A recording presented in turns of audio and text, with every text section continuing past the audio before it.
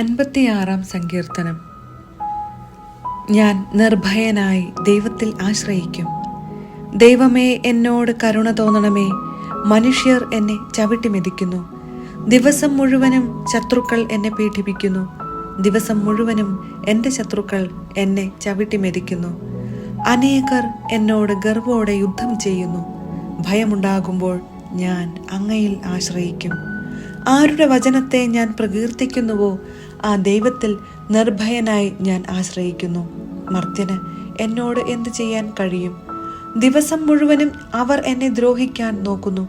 അവരുടെ ചിന്തകൾ അത്രയും എന്നെ ഉപദ്രവിക്കാമെന്നാണ്. അവർ കൂട്ടം കൂടി പതിയിരിക്കുന്നു. അവർ എൻ്റെ പ്രാണനു വേണ്ടി പതിയിരുന്ന് എൻ്റെ കാലടികളെ നിരീക്ഷിക്കുന്നു. അവരുടെ അകൃത്യത്തിന് തക്ക പ്രതിഫലം നൽകണമേ. ദൈവമേ, ക്രോധത്തോടെ ജനതകളെ തകർക്കണമേ. അവിടുന്ന് എൻ്റെ അലച്ചിലുകൾ എണ്ണിയിട്ടുണ്ട്. എൻ്റെ കണ്ണീർ കണങ്ങൾ അങ്ങ് കുപ്പിയിൽ ശേഖരിച്ചിട്ടുണ്ട്.